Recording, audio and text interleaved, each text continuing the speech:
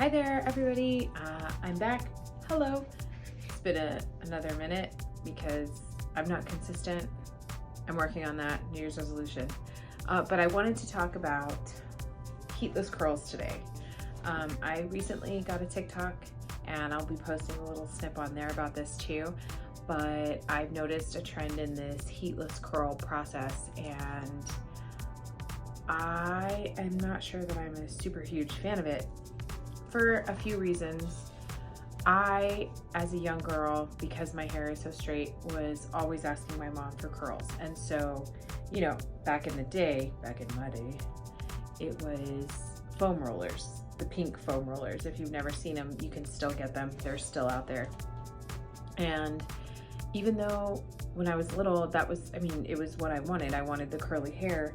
It never turned out exactly how I wanted it to, and I've noticed a lot of people get disappointed with the way their heatless curls are turning out. So I wanted to kind of touch base on that because I think there's something to be said about the process. I feel like they're not going to be consistent because you're probably going to wrap tighter on one side than the other, not realizing it. I know they have a lot of headbands. There's a lot of things you can do. I think there's something to be said because I get that we want to find ways to cut time here or cut time there. However, if you're looking for a certain result, there are things you're not going to be able to cut time with. That's like me saying, well, I want my makeup to look this way, but I don't want to have to do too many steps, right? Like already putting on makeup, it's like, okay, do your eyes and then you do your foundation, and some people go as far as the contouring, like I want some blush but not too much blush, and I want to highlight, and I want this and I want that, and it's all understandable and it's all really pretty and it comes out nice, but it does take time. I always say my motto is we make time for things that are important to us, and I think hair is something that it's the same. If your hair is important to you, then you're gonna make time to style it. If it's not that big a deal, then you're not. You're gonna find a way to, okay, well, this is good enough and let me go. I think where the disappointment really comes into play is that I'm not sure if people, because I don't do heatless curls on myself, I prefer to style mine out so I can see it lay the way I want and make sure that I have more control over the curl, less heat, more heat, whatever it may be. But if we are doing heatless curls, are we using products during them? If you're gonna do heatless curls, you have to understand that your hair, especially if it's wet when you're doing it, is at its weakest. It's not strong in that moment. Wet hair is very weak hair. It breaks easily. This is why people, hairstylists especially, advise so many different things. Use a microfiber towel when you're drying your hair, sleep on a silk pillowcase, things like that, because these things can all affect the hair. So if you're going to do heatless curls, my recommendation would be to use a product that would help to like reduce frizz, and maybe not do it when the hair is wet, but more when it's damp. I would think that would be a little better. I actually really like to use this lightweight styling cream called Behave, and I use this in all my guests before a blow dry too. But if I have a lot of guests who have curly hair, my daughter has curly hair, so this is something that helps to just kind of keep your hair from getting overly frizzy, and so that's something that I would recommend to do before heatless curls. But I think my big concern with heatless curls really is the why. Because if it's that you feel like you're not able to do your hair quick enough, or it's too much time, or it's this or it's that, well, you're not going to get the results you want, and that's going to be a big disappointment. And these things don't seem to be going for cheap. I know when I went and bought rollers for my daughter, because she puts them in her hair at night, that it wasn't inexpensive. She has a lot of hair. I had to get plenty of rollers. I was really proud that she learned how to do it herself. I showed her a few times, and then she knows to section and put them this way and put them that way, and what results she's gonna get. I love the way we're moving into styling hair. I think it's, you know, the curls that are looser and more flowy are nice. These are, you know, my hair is not super curled, but there's a bend to it from yesterday. Learning how to, you know, preserve that. I did a little snip yesterday of how I curl my hair, and I curl it the way I do for a reason, because all of these go back. So I can take my hair like this at night and actually kind of loosely pin it. And then when I wake up in the morning, I pull it. I have some of my hair pulled back. I pull it down and I still have this pretty wave going on.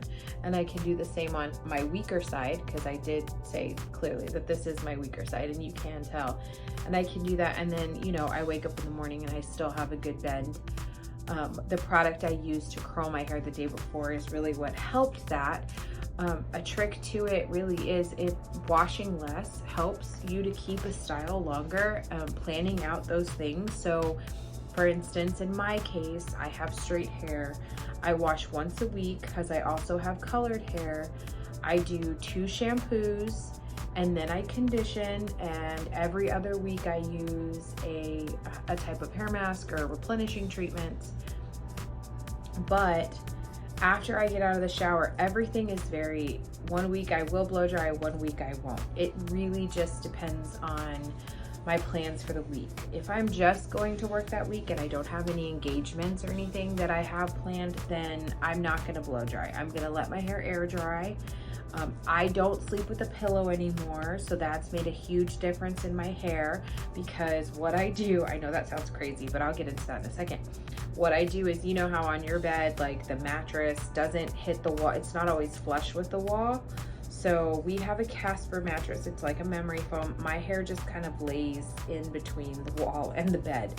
So it dries, it doesn't, I don't toss around. I'm very good at sleeping still.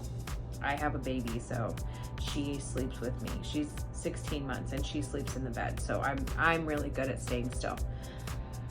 So that's, you know, 1 week, but the next week I'll let my hair air dry to about 50–60%, and then I blow dry the rest. I put in good product. I always use thermal protectants, and I leave it alone. I like to get a nice little bevel at the ends, like I like for it to go under when I blow dry, and then it usually is, I mean, my hair is straight, so it stays straight, but I like the volume from it. That's usually when I have things planned for the week, prior engagements and whatnot.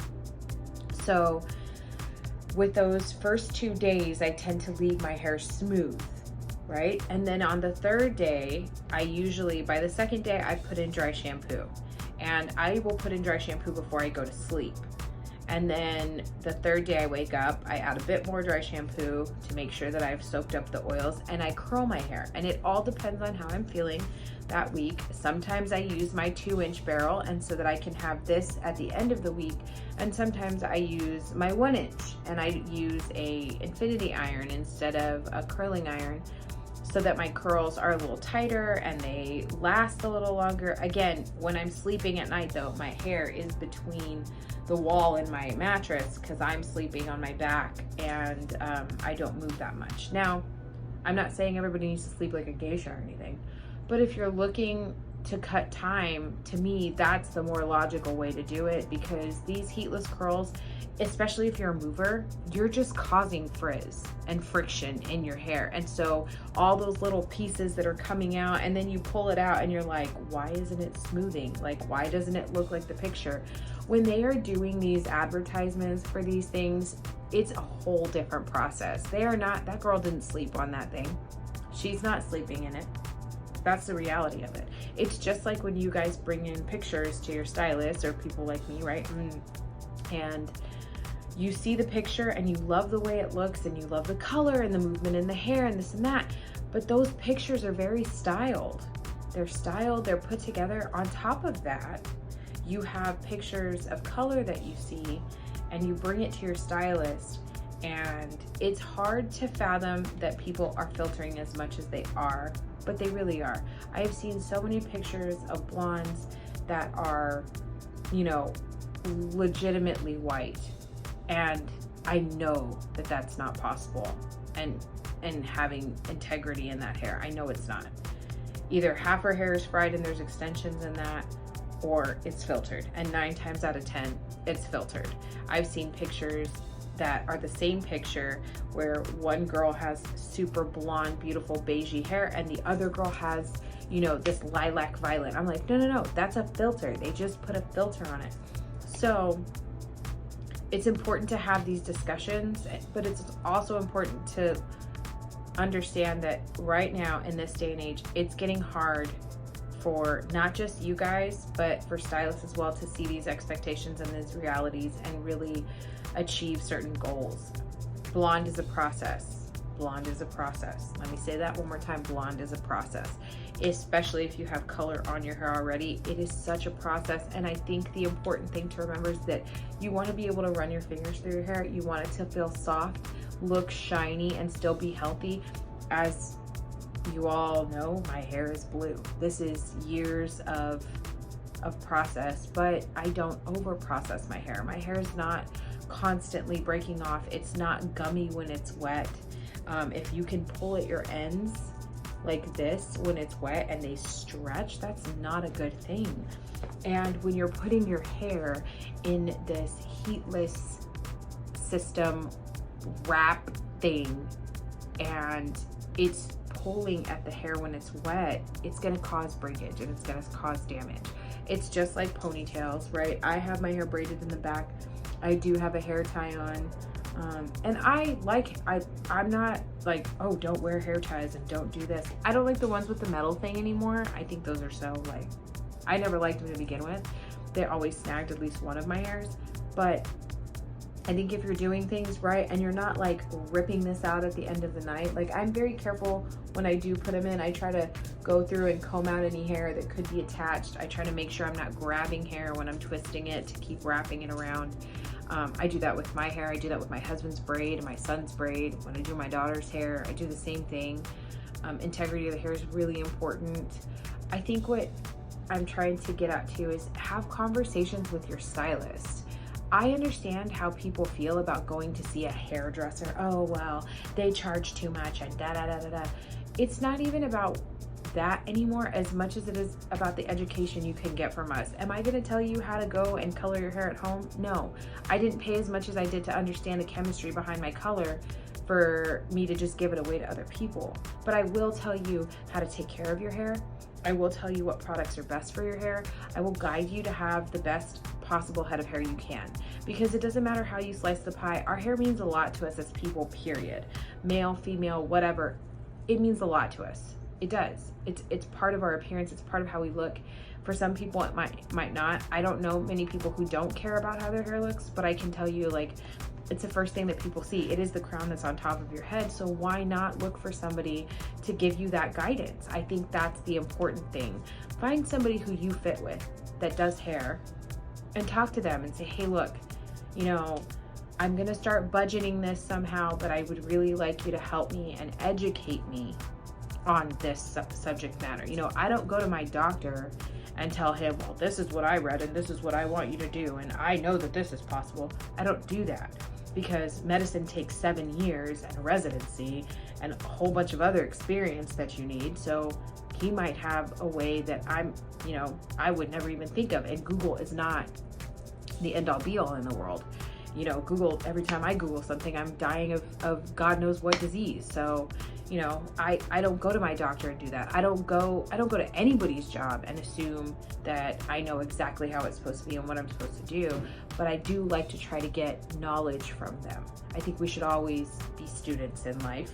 And so if I'm going somewhere and it's a place that I haven't been, and for instance, I did go to cosmetology school and I learned about skin, but I didn't immerse myself in it. So when I do go get a facial, I want to know more about what I can do at home. Like, what are the best products to buy? Is it okay that I'm putting a sheet mask on that says it has this? Like, should I be looking for something in particular? What do you recommend? Recommendations are always great. It doesn't mean you have to get anything. Anytime someone comes in my salon, I'm going to recommend Euphoria because that's what I use. And I love it, and it's helped my hair. I used Euphoria color on my hair. I use the shampoos and conditioners. I use all these styling products back here as needed. I've used the thickening. I've used the smooth. I've used the volume. I love Euphoria. That's my go-to. That's what I'm gonna recommend. when people ask me about other products, I'm not always 100% sure. I was trained in Aveda. I know Aveda. I used Biolage when I was a kid, and Matrix when I was a kid, and Redken once. So I know how I feel about them. When I use them, they were great, but they're not my cup of tea anymore. But I won't knock them if you're buying them from a stylist. If you're walking to your local grocery store or your Walmart and you're buying them from those places, you need to see if they have a contract first. Because if they don't have a contract with that company, then that is not real product. And that is what I worry about. But educate yourself and ask for that knowledge.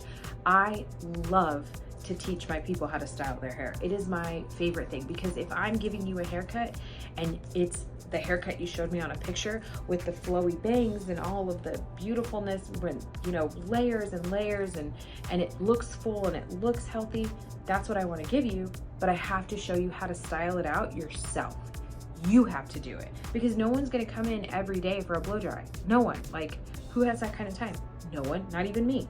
So when it comes down to it, these heatless curls, they may seem like a thing. I feel like if you are doing heatless curls and they're working for you, great, congratulations. That's beautiful, that's amazing.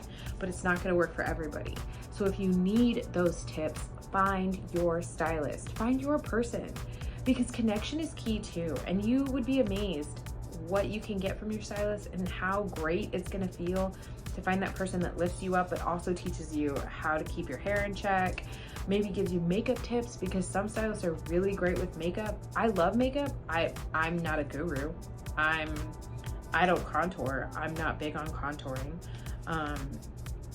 So, you know, I highly recommend that.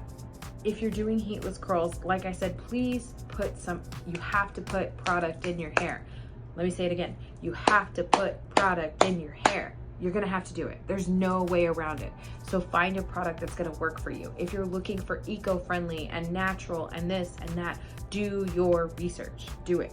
Because a lot of companies will put that on a bottle so that you'll buy their stuff, because those are trigger, like, oh, I want that because so-and-so said that it's this, this, and that. Check your labels. On the back of every bottle, there's a whole list of ingredients here. And if in these first three, you don't see what you really want to see, pardon my nails, I know they're filthy, I just did color, then do not buy it. Do not buy it. In the first three of mine, I always see pretty much the same thing. There's sage in here, there's thyme, and then there's the cetyl alcohol. So I know those are the three that are going to be the most dominant. Granted, it's funny when you look at these things. Everything on here is going to be, of course, in a scientific name. So look, that's what Google's for. Google it, and look up the scientific name. So I know those are in here. If I go down further, I can see some of the other stuff, but those are the things that are dominant in this. So those, and I love sage. Sage is great, right? So they have the flower leaf stem extract from sage, and then thyme too, same thing, flower leaf stem extract, and then the alcohol. And of course it sounds bad when you hear alcohol, because you think alcohol and you think drying. However, different forms of alcohol, just like there's different forms of ammonia, just like there's different forms of other things, if used properly, it's not as bad as you think. Look up what it actually does, and then you'll get a better idea. I also really like my Pure Polish, another one that I put in dry hair. This actually helps my hair dry faster. And again, like you can see down here, there's the ingredients. Check your ingredients. I won't even try to read these words. I really won't. I do know there's, you know, aloe oil in here, or aloe juice in here. There's different oils in here. It is a gloss, makes your hair nice and soft and shiny. Helps with the blow dry, has like a bit of a thermal protectant to it. But talk to your stylist about these things. Find somebody, guys. I don't care where they work. I don't care if they're at Supercuts, at Master Cuts, if they're still at Master Cuts, Regis, at Great Clips, at Sport Clips. It doesn't matter where it is. Talk to your people. We're not I don't believe, personally, I know I'm not, but I don't believe hairstylists are out to just try to steal your money and take things from you. In all actuality, most of us get into this, one, because we enjoy styling and we enjoy hair and we enjoy all those fun things, but also because there's a big part of us that wants to help people. We want to help you. We want to help you feel your best and look your best and all those beautiful things. Like I said, if heatless curls are working for you, congratulations. If you're looking to try to find a way to curl your hair quicker, I have a video on that took me 30 minutes, but it does not take me 30 minutes to curl my hair. It takes me 15. 3 sections, 2 on each side, bam, up the hair, done deal, 15 minutes. Like, that's it.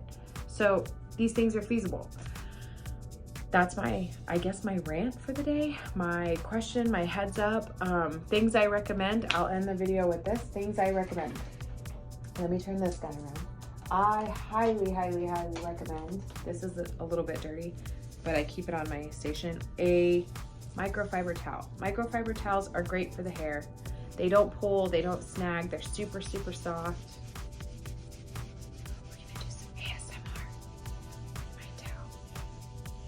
You use them to clean your hair and to take the moisture out. That was funny. I like to watch ASMR. So microfiber towel, you can use it. Make sure that you are, checking ingredients. Like Euphoria, thank God, has them, so I can sell them. But I've used these now for 2 years on my hair. I use them on my kids' hair because it makes a difference. Less breakage, less frizzing, less things like that. Like I said, my Behave is a big one. I use that all the time. I didn't catch that. Stop listening. I also use my Thermal Defense Prep when I'm blow drying. If I'm not blow drying and I'm air drying, then when I do curl my hair, I use my Retain, which is a thermal defense prep for dry hair, not wet hair. I really like to use my Elevate and my Pure Polish. I try to stick with things that are lighter, which is why I bought into the Euphoria line, because it's lightweight molecularly, and they're very big on being more natural. A lot of it is aloe based or close to a type of aloe. I mean, they use a lot of oils. The bases themselves are an oil base. They are not a water base. So I know that my hair is getting what it needs without being weighed down.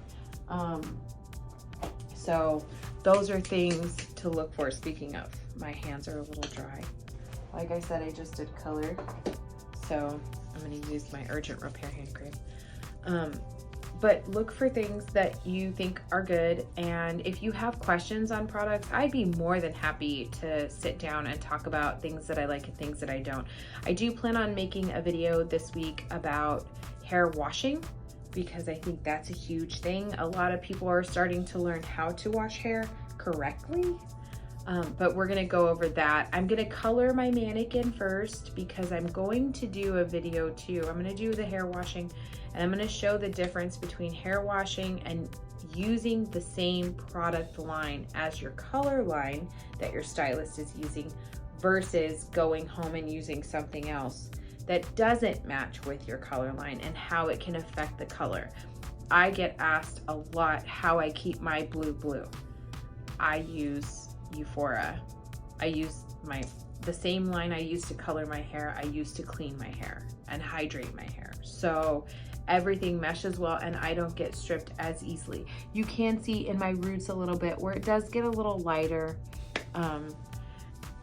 My color lasts for probably 2 months solid without a touch-up. So if that's what it is, it's not bad. I don't have a lot of banding and weirdness down at the bottom, so I'm not too worried about it. But again, to keep my blue as I keep it, I use the same thing. So my next video will go over that, and it'll also go over other lines that I do like and I would recommend. Not that I actually use them, because I don't, but if not, I mean, there's more than one way to skin a cat. Not everybody's gonna like Euphoria. Some people are gonna like other things. And I say, as long as you're using professional product and really taking care of your hair, what does it matter what you use? As long as it's professional, I think that's great. For all those men who are like, well, I just use Head and Shoulders and look at how great my hair is. My husband used to say the same thing until he started using Euphoria. And now he doesn't say that. So his hair is way better than it was. It doesn't frizz up. It doesn't get gross. That's just how it goes. So I'm not sure I understand. Heatless curls and why I don't really like them. I guess that's what this video is. Recommendations that I have, and find your stylist. Find your person. That's a good news resolution to have. Hope you guys are doing well. Welcome to 2023, and I will see y'all hopefully next week.